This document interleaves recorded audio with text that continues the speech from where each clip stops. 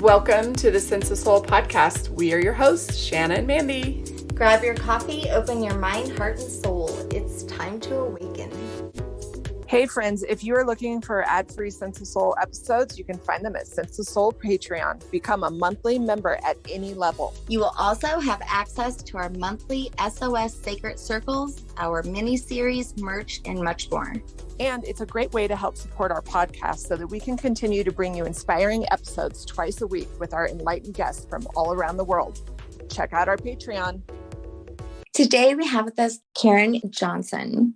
She is a former federal judge who practiced criminal and energy law for over 30 years. She is also a former U.S. Army officer major. But today she is a master practitioner of energy medicine and has trained extensively in the techniques of illumination, soul retrieval, extractions of energies and entities, divination, and death rite. Karen's world would abruptly halt and make a major shift after the death of her son, Ben. In unbearable grief with no spiritual beliefs, Karen tried to make sense of everything while being visited by her son Ben's spirit in Afterlife. Karen left her lifetime appointment as a federal judge and began her journey around the world in search of healing and understanding of the spirit world, which led her to discovering shamanism as her new path. And Karen is joining us to tell us about her book, Living Grieving, Using Energy Medicine to Alchemize Grief and Loss, and to share with us how it was that her son's unfortunate death led her from judge to shaman. We're super excited to have you on. Your story is heart-wrenching, but also some very amazing gifts came out of that. Sure. You know, sometimes that darkness brings so much light. I think we can both relate, not in the same way, but Shanna wouldn't be on here podcasting and be where she's at without her father's passing. Yeah. And I wouldn't be here on my journey without my brother's passing. So, you know, people have a hard time grasping when I tell them I actually have peace with his death, and it has brought so many gifts, and people look at you kind of weird, like, what? Like, they think it's weird that you say things like that. That's what our society doesn't, things that we know cause transformational energy are things like getting married and becoming a parent. And grief is also transformational, has transformational energy, but we've got that off to the side like that. Talk about sadness, despair, hopelessness. So we don't want to talk about that, but you do. If you're open to the process, you can get a lot of gifts, a lot of transformation from grief and death. Yeah. My mom's best friend growing up, she was a grief counselor.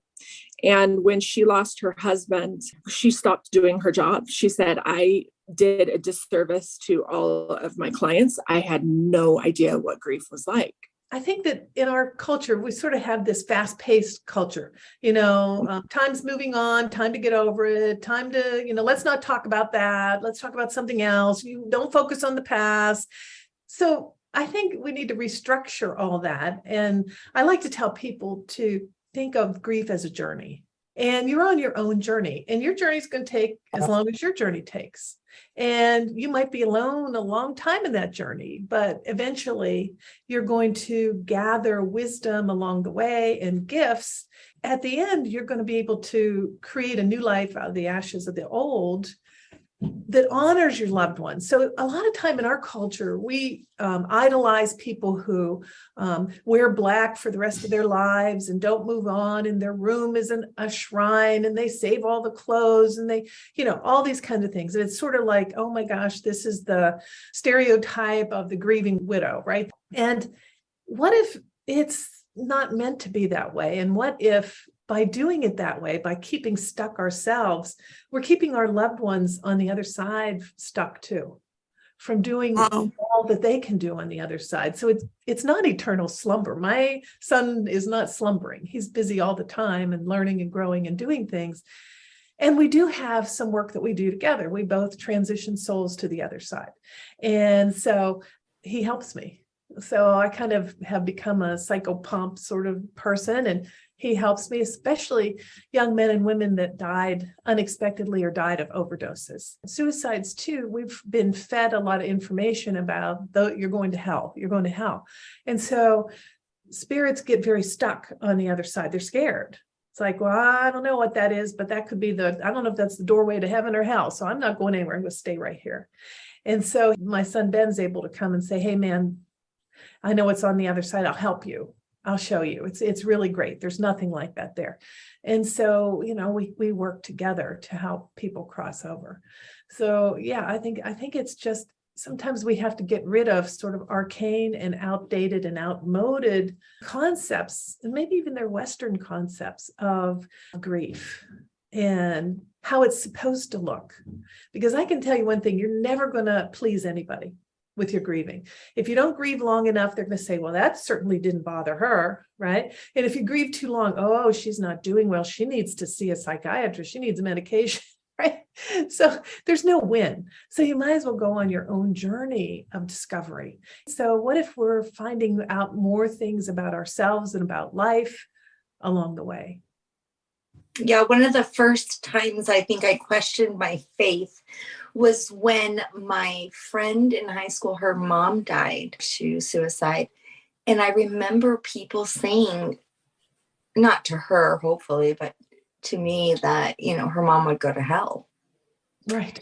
And I remember thinking to myself, that just cannot be right. Mm-hmm. That just absolutely, there's something wrong here. I don't align with it. It didn't feel right in my body at all. And I have a good friend who lost a daughter to suicide and then lost her other daughter to a tragic accident 2 years later. And so as a mother, Mandy and I are both mothers. I can't even imagine that pain. Do you mind sharing how you lost your son? Sure. Yeah. So Ben was struggling like many young men were. So he was trying to find his way and trying to start different businesses and not being very successful and never really wanted to go to college. Super smart guy, never wanted to go to college. And then, so he decided he was going to go to college. He was about 25 or 26, but really, felt like, oh, this is going to take forever. And I'm not sure my place here. And so I knew that he was struggling, and I felt like we needed to have a real conversation about life, what he was going to do, because he had a lot of back issues. So things that he wanted to do that were in our family, like be in the military or go to police or border patrol, fireman, he couldn't be because physically he had this hunchback sort of thing and he had a huge surgery. So he had set 2 17-inch rods in his back. So he felt like he was useless. He felt like he couldn't do anything he wanted to do. And so he was really struggling. So I'd gone on a vacation to South Korea. And that afternoon I was feeling sick. I was feeling nauseous. I was tired. And I got this call and someone hung up. And so I just knew I had to call back. It wasn't a number I recognized. Called back. This is Detective whoever, right? And I was like, what happened? He's like, well, it's your son, Ben. And I said, what, was he in an accident? What happened? No, where are you? And I said, I'm in South Korea. He said, oh, okay, so he's dead. He died. And from what? He was like a heroin overdose. And I just like everything, I think my entire being just fell apart. And so it was evening in South Korea. There was not a flight out until the next morning. And wow. So it was just really big. And so while I was sitting at the airport 12 hours later or so, Ben came and appeared right in front of me, just like he was, his big, happy, he was 6'8", tall, happy guy, and then he faded away. I wasn't at all spiritual, so I had no sense of what was going on. And so I called my ex-husband frantically saying, I think he's alive. I think he's alive. I think he's alive. You've got to call the ME and check. I think he's trying to get out of the refrigerator. I think he's alive. So they all kind of humored me. She looked and said, no, I'm sorry, he's gone. And so that was sort of the doorway for me into the fact that there really is life after death. And I wouldn't have believed that before. Before I kind of said, alive is alive, dead is dead. That's all there was to it. I didn't have that big coming to realization with my mother and father. They kind of died in the ordinary course of things at 94 and 89, and they had been ill. And I just didn't have that completely thrown out of the matrix experience. And so when I went back home, everything was so surreal. And Ben was around. I could sense him, could feel him fluttering. but I couldn't hear what he was saying. So about 3 weeks later, my left brain decided I would see if there were any mediums in Fairfax County, Virginia, right? Because I didn't know any. My life didn't include spiritual things like that and spiritual people. So, turned out the book had a list of people, and one person's picture was bigger than the others. And I said, okay, I'll take her, for lack of figuring out who else to take. And so I went to visit her about 3 weeks after he passed. And I said, he's standing right there. See, he's making the candle flicker. That's where he is. And I can see him, but I can't hear him. Can you tell me what he's saying? And so we had a fantastic session. And the things she said really sounded like him. She said to me, well, most of my clients have no idea that their loved one's in the room. Maybe you have some skills yourself. And so that began my journey of all kinds of training. So I took mediumship training and crystals and Kabbalah and anything I could get my hands on. And eventually the medium also referred me to an evolutionary astrologer.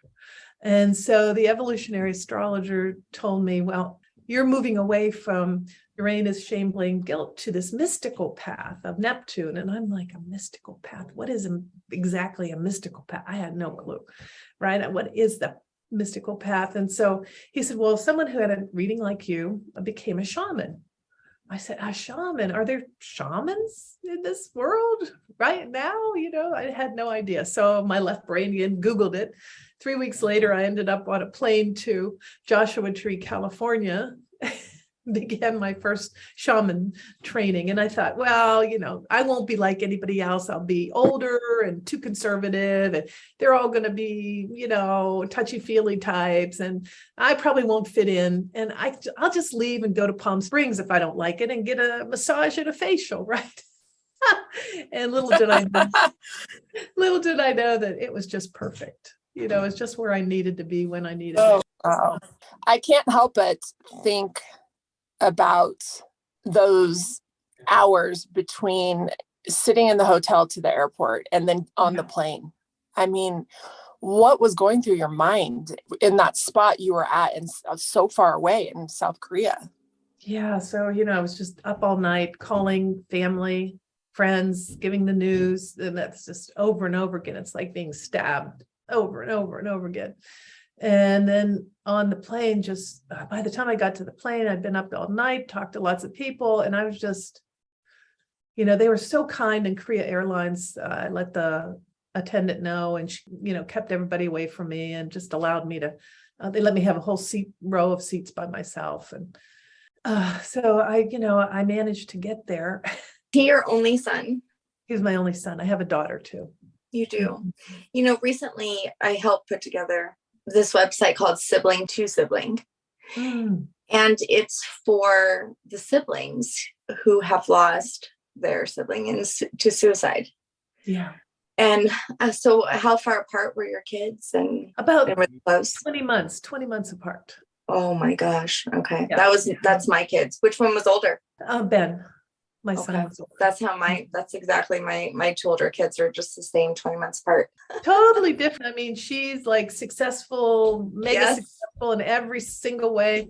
Life was easier. She didn't have the back issue. So, it was just a totally different experience. When you say left brain, tell our listeners, what you mean by left brain. We saw your bio, so we know your past positions and what you did for a living. Can you talk about that? So left brain is that brain that gets us through every day, that gets us through, that talks about just the facts.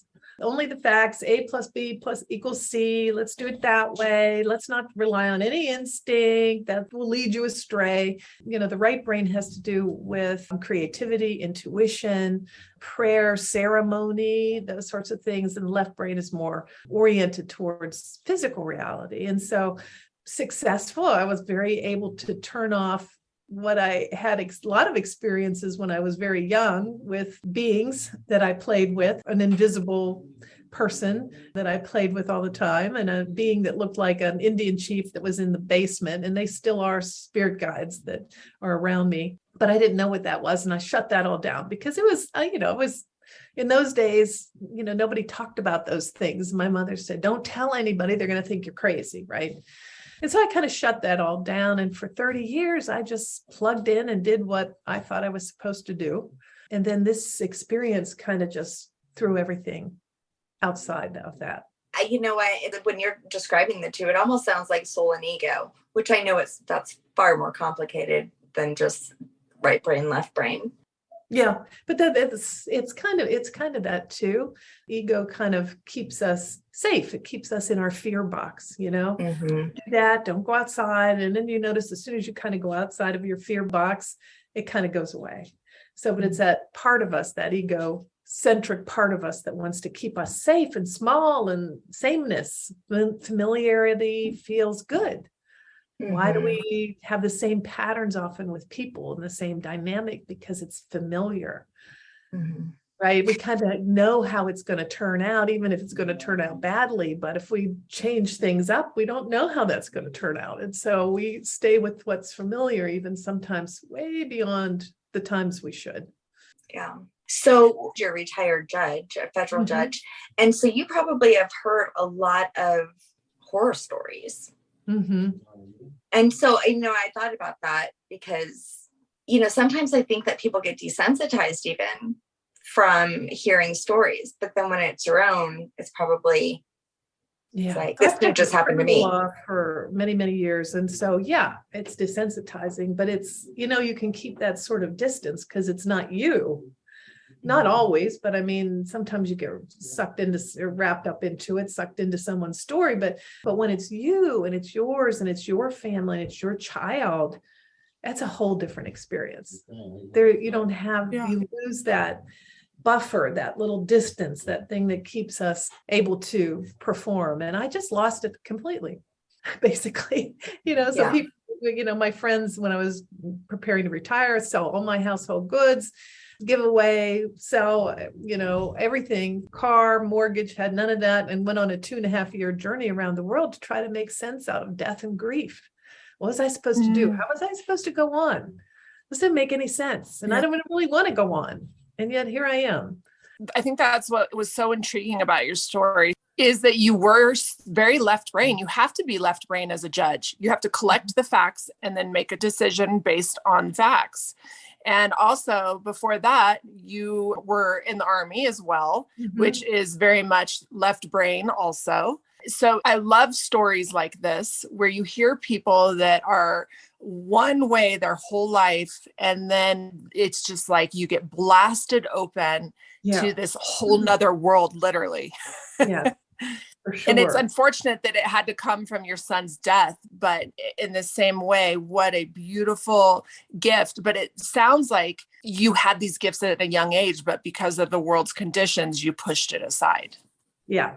Yeah. So it does it. Sometimes, death is the doorway. So spirit calls in many ways, softly, gently. And then if you don't get it, how about an illness? How about death? How about this? Right. So you can answer the calling when it's gentle, or you could wait until spirit knocks you around a little bit. And I had to wait. I think at some point too, the pull of the world, the pull of the everyday is like gale force winds keeping you in place. Right. So we got mortgages, we got kids, we got parents, we got the sandwich generation, we got husbands and all this kind of stuff, homes to clean, groceries to buy, and blah, blah, blah, blah. And you kind of get sucked into that surviving mentality of it all. And you don't have a whole lot of time or energy left to look around and say, gee, I think I just changed my life. Oh, how am I going to do that? Right. And so it doesn't feel good. It doesn't feel safe. And what about everybody else? And so we end up going right back to where we were. I find it so interesting how guilt is so closely related to grief too. Just thinking about, I think that every single time I've ever grieved, that's like the first thing, like, oh, I should have talked to them more. Or, oh, I could have saved them in this way. With my dad, oh, I shouldn't have brought him to the hospital. Maybe he would have been better if I didn't bring him to the hospital. Right. The lies we tell ourselves, thinking that we were responsible or that we could have stopped it or, prevented it, which is, I don't believe that you can. I believe that these are contracts that we have before we even come here. So someone else's life is out of our hands. That's what I'm saying. Oh, for sure. Unless you take it. That's sort of the premise of my book, is how do we get in touch with what's deep inside of us? Because a lot of this is unconscious baggage we're carrying around.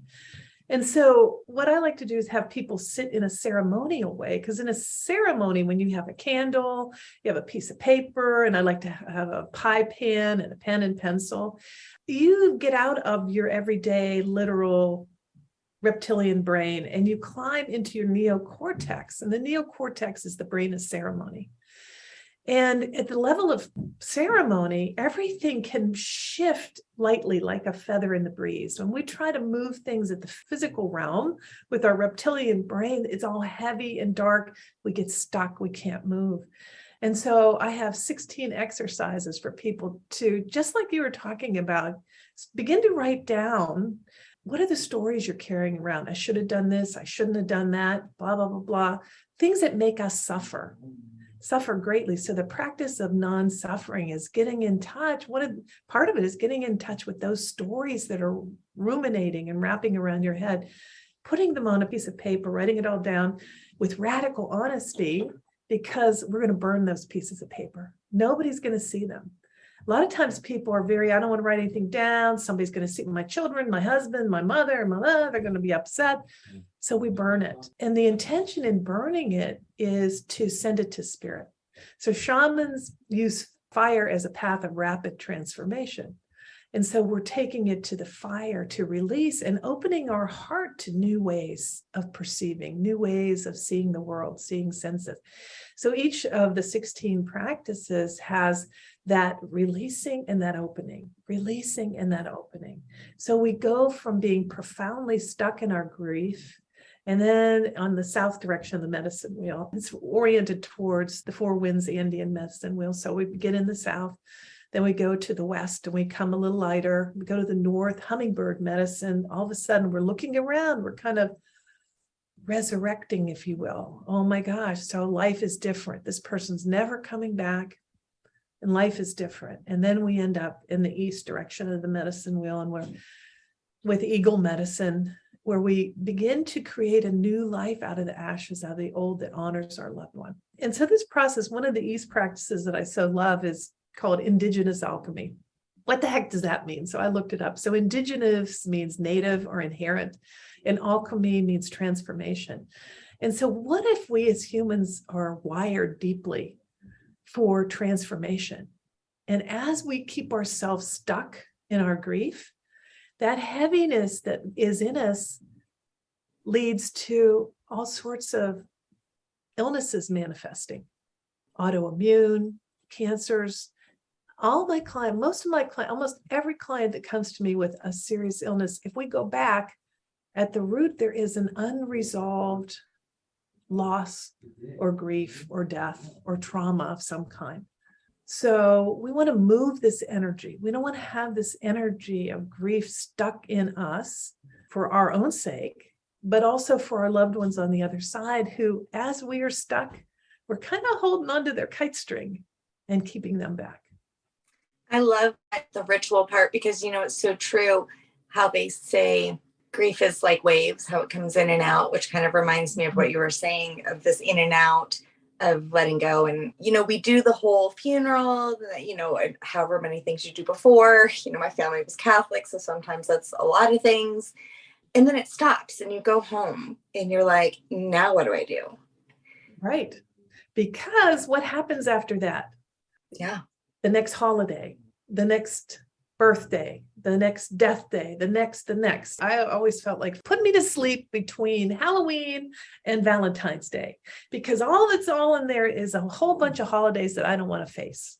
And I think a lot of people are like that. They just can't cope over the holidays. They're suffering greatly, because this person's not there anymore.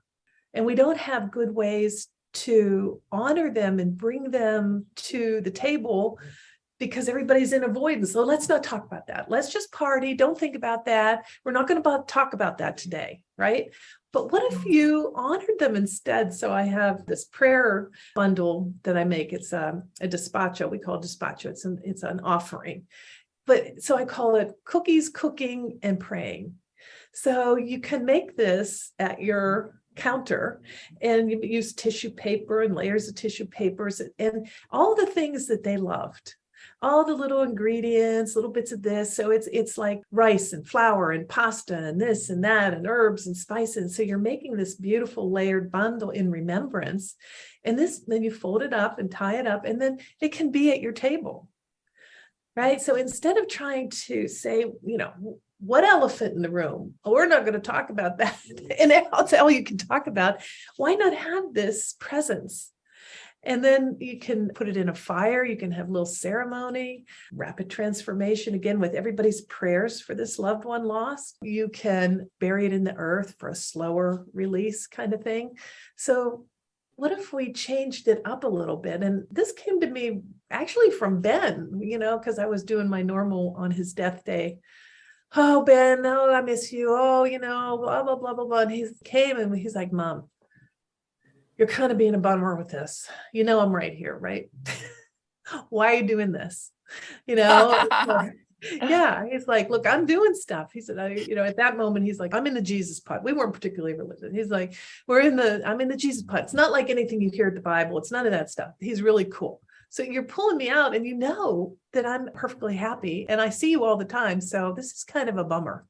So what if we are kind of being a bummer? What if we could turn that around a little bit and view it a little bit differently? So you were bringing him out of a space that he was in when you were grieving, and maybe calling him in by saying, oh, I miss you. Yeah. So he comes back and forth. So, spirits that are fully transitioned on to the other side, to heaven or nirvana, they're not in prison.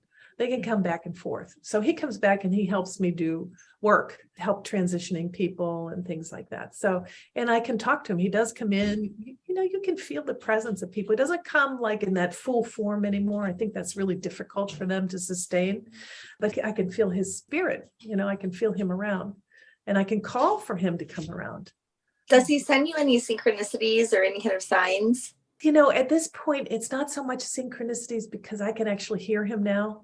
Mm-hmm. I can hear him and I know his presence, but certainly in the beginning, I had an experience with a butterfly that stayed with me for a really long time. And so you can ask your loved one, hey, what kind of thing will you be? What will you show me? Before they go, what will you show me? How will you talk to me? Or let's make it butterfly. Oh, let's make it a wind chime. Someone talked to me about a wind chime that will suddenly start to move when there's no wind, and they know that their loved one is nearby. So it was Father's Day after my dad died, because my dad died at the end of May, and then it was Father's Day, 2 weeks later. It was like, oh, I'm going to hate this day, right? Yeah, this is terrible. And I'm inside, and I'm all sad and all these things. And my kids were in the backyard playing, and one comes in and is like, oh my God, you have to come outside. And I'm like, okay, I'm sad. I go out there, and there was a swarm. And when I say swarm, I've never seen it in my life, of dragonflies. And they were all over, and they were hitting us and landing on us. And it was insane. It was so magical. Mm-hmm. Yeah. So those kind of things are things you look for, and things you might miss, right? You might have missed that because you were staying inside. So Karen, I have a question. My story kind of is that I've had 2 near-death experiences with some crazy synchronicities. A father and a son both saved me 18 years apart. It was wild. And then the father had passed away shortly after he saved me. And then now he comes to me and gives me messages. And so that's kind of how it started for me. But the other day I was on social media and I saw a friend of mine posting about the loss of her daughter. I have been trying to get in touch with her on the other side for 7 years, and I never heard anything. But on that day, as I was reading the post, I started hearing her. Where do you think they are for those 7 years? Where are they? Do they transition? Was she stuck? Because for 7 years, I got nothing, and then she just flooded through. So that's my first question. My second question is, when spirits on the other side come to me, they're very light messages. It's never anything deep. Like Celeste went from talking about her 4 drawers full of socks to missing her mom's spaghetti, to telling her, niece that she loved her, to talking about the birthday cards in her mom's drawer. I mean, all very light stuff. Like, and that's kind of the same with every spirit that I talk to. It's almost like they're reminiscing about just these simple little things in life to let the person know, like, I remember these little things. It's never anything really deep. It's very just light and love and and fun. Do you find that to be the same, or what is your experience? That's such a great question. And every religion has its own interpretation of life after death. And so because minds who entrain together, stay together, they entrain together. And so they come up with a similar mythology. So in the Indian mythology, there's different levels before you get to the realm of the ancestors. So you might be the realm of stone people, plant people, animal people, and then the realm of the ancestors. And so sometimes people are in the realm of the stone people for a while. They're there for their healing. And then the plant people, maybe they'll go up or wherever we find them. So in Buddhism, they have a different mythology. Christianity talks about Buddhism talks about bardos, they talk about purgatory, right? Different places where souls go that are kind of in between, not here, not there, but kind of that in between. So however it is, sometimes souls kind of either get stuck in between or there's somewhere they need to go for healing for a little while. So it could be that the 7 years was maybe 7 minutes to her, but she was somewhere where she needed to go for healing before she was ready for the next level, sort of thing. And then, they do sometimes reminisce about things that are very, very, very familiar. Sometimes they give specific information like where they died, how they died, sometimes tracking for someone who's murdered to find out who the murderer was, things like that. Things will come up, but some of it's serious. It can be serious, or maybe they have a message like where they put some important papers that the person hadn't found yet, those kind of things. So different kind of things can come through, memories and things like that. So do they leave the heavy stuff here because it's more like earthly and more ego? Well, it depends on how you see that. It seems to me that when we pass, we can go lightly or we can go with a lot of baggage, depending on what we've dealt with in our lives. Some people, if you haven't said your goodbyes, I forgive yous, I love yous, I'm sorry's, carrying a lot of baggage, a lot of hidden secrets and, these kind of things, you go in a heavier kind of state. You take what you are with you. You don't become something else unless, you've worked through a lot. So that's why with shamans, we work with the person before they die. We do what's called 7 chakra illumination. We work to bring up all the heavies and help them to say their goodbyes, I'm sorry's, I forgive you, make telephone calls they need to make, do all the things they need to do before they die so they can die lightly, so they can go lightly and they don't have to carry all that heavy karma that they came in with.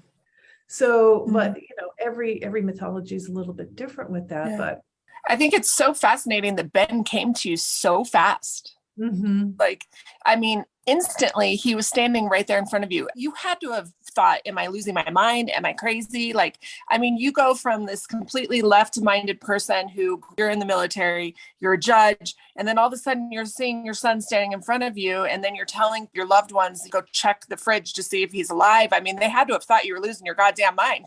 Absolutely. Well, that's the way I interpret it. It never occurred to me that I was seeing his spirit. I just said, oh, he must not be dead, right? I couldn't wrap my mind around his being dead. And then when they said he was dead, then it was sort of like sitting in the plane going, what was that? Was that a spirit or was that my imagination? Right. And then I get off the plane and I'm thinking it must have been my imagination. Right. And then he's around all the time. I can feel him. I can sense him. I can kind of feel it's like he's anxious and beating his little wings, right? Anxiously trying to get my attention. And so then I was thinking, I got to go see a medium. I got to go see somebody about this, because if I tell a psychologist or psychiatrist, they're going to put me on some heavy medication, right? We laugh about that, but realistically, it was sad back in the day. If you were to even tell your husbands that, they were sending you off to a psych ward. Absolutely. Absolutely. And, here I am, a federal judge. I can't be, going off and being medicated for stuff like this, because you get reviewed and all kind of stuff like that for clearances and, How long after this happened did you pack up and go on this journey, this 2-year journey? It took me a little while. I mean, it took me he passed in 2014 in November. So I was on my way. I had finished shaman school and I had done a vision quest, and about June of 2016. So almost 2 years, but maybe a year and a half. So it was a while of, I think sometimes you just have to go through the intense loss and suffering. And then I began looking at it and trying to talk to him more and saying, oh, maybe there's something here. And then shaman school really helped me to see it in a different light. But still, I didn't understand grief and loss. I felt like I needed more. Can we talk about the cover of your book? First of all, I love the color you picked for the cover, but talk about the bird, talk about how you chose it. Sure. So I like indigenous alchemy. So alchemy is basically transferring base metals into gold. It was a Middle Ages thing. But so metaphorically, we're doing the same thing with our journey through grief. We're transforming our heaviness into lightness and a new way of living. And so that was the gold I love the gold. And then the bird coming down, it's like pure energy. You could see the energy of the bird. So it's not a bird that's like fleshed out fully. It's those little pixel dots. So it's the energy of it coming down, coming down into us for transformation. That is so ironic, because when I had my near-death experience, I saw my brother. He passed away in the war in Iraq, and I saw him in like his full Desert Storm outfit, and then it dissipated into little gold flakes all around him, and then it was just our soul. And it was those little pixels of gold. I wrote about it. Yeah, I think so it's energy, wild. Yeah. Wow. So how did you get to the point where you wanted to write a book and share this with other people? Oh gosh. So in the beginning, I was just thinking, oh, this will be a blog, maybe a travel blog, right? And then everywhere I went, I ended up being attracted to temples and churches and talking to different shamans. So shamans in Africa and Sufi masters in India and Hindu temples in Bangladesh. And so all around the world, in Taos, the Hanuman temple. And everywhere I went, I was attracted, and I was collecting information on grieving and dying. And also I kept practicing with the four winds and teaching. And these 16 practices are associated. Alberto Villoldo does this so beautifully with the four winds medicine wheel. So it just came to me like, oh my gosh, this is how to help people. This is this transformational journey. And one time, I was sitting and it was that map of the bereaved. So the bereaved go through the same process as our loved ones do, from transition, resurrection, rebirth. And we know this from Christ and from Egypt. This is a mythology, an ancient map of the dead, but it also applies to those left behind. We go from transitioning from having this person with us day to day to not having them, and then resurrecting and saying, oh my God, this is really real. He's not coming back. And so how is life going to be? And then if we're really fortunate and we really do this deep work, then we get to reborn. We're creating a new life out of the ashes of the old. So everything was downloaded to me. And so many people told me, oh, well, you don't know the right people. And how are you going to write a book? It's tough to get a publisher, and it's tough to get an editor. And how are you going to do? Everything just showed up. It wasn't hard for me at all. And the book wasn't hard for me at all, because even now I look at it and I think, wow, I don't remember writing that. So it was kind of came from my higher self and, downloaded. That's how it came to be. It wasn't like I set out to write a book. I set out to figure out about grief. We have a lot of guests that come on that use the word downloaded. What does downloaded mean to you? Are you channeling it? Are you receiving it from Ben? Are you receiving it from a higher spirit? Are you receiving it from God? Are you receiving it from spirit guides? Are you receiving it from all things? All of the above. Right. Yeah. I think all of that, everybody, my guides, angels, archetypes, Ben, ancestors, everybody I felt like I had this big council in the sky that was saying, okay, go here next. And all of a sudden I'd be on a plane somewhere else. Oh, how about this? Oh, I need a babysitter for my little dog. Oh, here's a babysitter. Oh, here's this. And then when it was time to stop journeying, my suitcases, the wheels started to fall off. I had expensive suitcases and so it happened one time and I'm like, I got to replace a suitcase. This is a bummer. Trying to go through the airport with two suitcases. One wheel. With one wheel. I mean, it's impossible. So, and then the second time it happened, I'm like, oh, that's very odd. Right. And then the third time I got it, I'm like, oh, this is a message. Time for you to stop. And that's very interesting. That's so interesting. I love that you had that awareness. My husband's suitcases have been falling apart and he keeps buying new ones and they keep breaking and they're expensive too. Maybe it's time for him to quit traveling. I mean, it's like when you start to look for synchronicities in life and you see things happen to you, first time you may not get it, but it's like the universe, like, okay, smack her again. She's not getting it. How about this suitcase? I always choose to be slapped around. It's like, I just don't get the hard it the way. first time. God's always slapping me. Karen, I went to this cacao ceremony with a drum circle with a shaman from, I think he was from Puerto Rico. And he talked about death in a way that I'd never heard before, that transition. And I always say, I love this, what he said. He said, our first death that we experience is when we leave our mother's breast. And how each transition in stage is a death in itself and it should be celebrated. I thought that was so beautiful. It made me just think of it differently. And also impermanence. I learned, from the Buddhist traditions, allowing everyone to have their own transformation, even though we want to hold on to them so badly, but it's each one of our journey. And so, are those the things that helped you? Yeah. For every death thing, there's a birthing. So shamanic work is sort of like breathing. We breathe in fresh air, we breathe out the old stale air. We have a death thing, we have a birthing. That's all that balance, everything in harmony, everything in balance. So if you can look at it that way, rites of passage from being single to being married. We have this big party, but we don't really talk about the energetics of that. Wow, we're entering a new state of being, becoming, a parent. That's a new state of being. Becoming a widow, a grieving mother, new state of being. And so these are big transitions. Divorce, losing a partner, losing a business. So many transitions and we kind of ignore them. Like we'll have a birthday party for a child and it's like a party. We don't talk about another circle around the sun, right? So they're no longer that baby. Now they're a toddler. Now they're right. And so honoring all these passages that we've kind of lost in our culture. We don't think about that entirely. Yeah. So do you talk to other spirits or only Ben? I talk to a lot of different spirits. Yeah.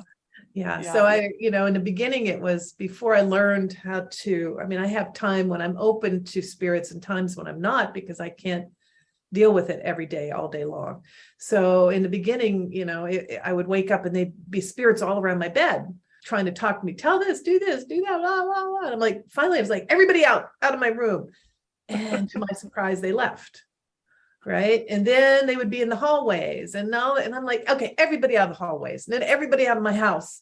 And then I learned with shamanism. So there are times when we're coaches. So it's our 8th chakra energy. So when you see the halos around the Christ and the saints and Buddha and all that, we all have that. We expand that 8th chakra. And when I'm open for all sorts of things. When it's closed, I have to be closed for business. I have to rest. I have to sleep. And there's not enough time in the day for me to transition every soul that needs help. Oh my gosh, yeah. I wanted to ask you, because I imagined you going to this these shaman classes. My first shaman class that I went to, I was going there for a specific reason too. I wasn't just going, I wanted to meet my ancestor who had been coming through. And he was a shaman. So I was like, oh, I'll go. But actually, it was a medium that told me I needed to go to the shaman, and it was her shaman that trained her. So I go, and everyone's going to go into their journey to meet their spirit animal, but not me. I'm going, I have my own idea. I can't wait to meet this ancestor. And so I did see animal, actually. The animal led me to this place. But what about you? Did you follow the rules, or did you see, actually, I should ask, did you see your son ever in any shamanic journey? No, because I think he was already with me by the time it was a little different for me. I never saw my dad either in a shamanic journey. It's very interesting. It's always intention. So if you did a journey with the intent to see where your father is in the various realms, see if he's stuck or needs your help, you might have that experience. You might find that he's in the realm of the ancestors. Fine, doesn't need any help to move up. Right. So it's really sometimes journey's all about setting intention. So if the intention is to meet a spirit, a particular one, you probably will, or a power animal, or work with them. So that's why those intentions we set. 3 past lives, something you can journey to 3 past lives. So I was having this dream about this red caped old man, and he was I know it was in like the time of the Egyptians, and I think maybe he was a sage or a druid or something. And unexpectedly, and I did not set my intentions, he shows up in my drum journey. And I'm like, what are you doing here? So unexpected. Yeah, sometimes that happens. Yeah. Something else will kind of fall in. Now that you're open. The thing with journeying is you're not really in this physical realm. So you're not in this heavy energy. You're kind of in another realm somewhere. Yeah. And so entities and energies have an easier time coming through. This physical realm is very dense and very heavy. Karen, have you learned anything from the other side that has changed your life, and particularly from your son? Has he shared any information that you would be willing to share with our listeners? Sure. So, if people sign into my website, they get 8 things spirits on the other side wish you knew. So KarenJohnson.net. So you get that for free for signing up, and you get my newsletter and my classes and all that kind of good stuff. But I think one of the most important things is that something we don't think about is as we stay stuck in our grief, we keep them stuck too. We prevent them from fully experiencing all they can on the other side because we're kind of holding on to their kite string. Yeah. And I think that for me was such a big reveal. And that they will contact you in various ways, that there will be synchronicities, there will be butterflies, there'll be things that will remind you of them, and to know that they're around, and know that just because they're around doesn't mean they're stuck. They might be stuck, but they also might be fully crossed over and just coming to visit for a moment. And also the other thing, the biggest thing for everybody, when you're lost in grief, and a lot of people have, before someone dies, they're also a caregiver. Right? So you're giving care, you've got someone who's in addiction of opioids, you kind of are on the edge for years, they've been overdosing and not overdosing, you don't know where they are, you don't know what they're doing, and then kind of waiting for that to happen, to get back in touch with beauty. Do something every day that brings beauty back into your life, and get in touch with those things that used to bring beauty. Maybe it's a sunrise, maybe it's a sunset, maybe it's an art show, maybe it's a flower. Something every day, so that you're not just digging the neural networks, the neural pathways of grief, loss deeper and deeper in your brain. Now you're also reinforcing beauty and coming back to this process of coming back to and creating a new life out of the ashes of the old. So every day, if something small, doesn't have to be big, doesn't have to be, but every day, something that brings beauty. And I ask people to get a piece of paper and put it on their refrigerator with a magnet. Practice beauty every day. I love that. Give us kind of like just a little summary of how your book is set up. Like, do you give people tools? Do you give them rituals that they could do? Like, what does your book look like? Yeah, so it's structured on the medicine wheel. So it's kind of south, west, north, and east. And it's got 4 practices in each direction. Practices that people are familiar with, like non-judgment, non-suffering, non-attachment, practicing beauty, non-doing, non-engagement, certainty, fearlessness. So these practices, there's 16 of them, to sit down, and you can do one a day. You don't have to do them all at once. But just think deeply about them and have a fire, a candle nearby, and a pie pan. So if anything spills over, it falls in the pie pan. Nothing magical about the pie pan, and a pen and paper. And so you're going to burn things like old, things that have been ruminating around in your head. Judging. Who are you judging? Maybe you're judging yourself. Maybe you're judging your loved one. I certainly judged Ben. I was mad at him. This isn't supposed to happen. Right? I was furious. And a lot of times don't speak ill of the dead. Why? I did something really stupid. Right? So yeah, I wasn't happy. I was mad, furious. And so, so we want to get in touch with all of those things that we're holding so tightly that we might not even know that we're holding tightly, and go through that entire process. So 16 practices, and we do it as a group. People sign up for my classes, and it's a 5-week class. So we have an intro class, and then we go through each direction. And so that you can see how other people, they too are suffering. They too are trying to find their way. They too don't know what to do. They don't know if they should look a certain way or act a certain way or be a certain way, because society doesn't help us to go through grief. Right. Can you tell everybody where they can find your book? You already threw out your website, but do you also have social media that they can follow you? I do. So my website, KarenJohnson.net. I have Facebook, Karen Johnson Healing, and Instagram, and it's on Amazon. It's published by Hay House. So Living Grieving, Using Energy Medicine to Alchemize Grief and Loss is the name of the book. So you can just go on my website, you can click, you can get to the book there. Awesome. I have a handful of particular people that I'm going to send your information that I think could really benefit from not only just your story, because they can relate to it, but also could really benefit from your wisdom and experience in helping them. So, thank you. Yeah, I'm happy to send it my way. That's why I do these podcasts, because it's always those people that I can touch, those people that I can help that are ready to look at things a little differently. Yeah. A couple of them keep using the word stuck. They're stuck in their grief. I'm sure you can relate, but when I lost my brother, I also lost a piece of my mom, a piece of my dad, a piece of my other brother, because we all changed, and my mom's never, I always say this a lot, but she's never really been the same. And then on the flip side, when you go through this journey and you're awakened to this new world, like you also lose friends in this journey too, because they don't align with you anymore. And they think that you're crazy talking about spirit guides. And that's how me and Shanna started this podcast, because we were like, we can't be the only ones experiencing this. And thank God I had her to talk to. And now it's time for Break That Shit Down. Get in touch with what you really want. If you didn't have to worry about money and family and responsibilities, get in touch with that soul part of what your soul really, really wants. And even if it seems improbable or impossible, once you connect with what you really want, you begin to see opportunities and synchronicities that you can't see from that stuck place. Well, you've been awesome, Karen. Thank you so much.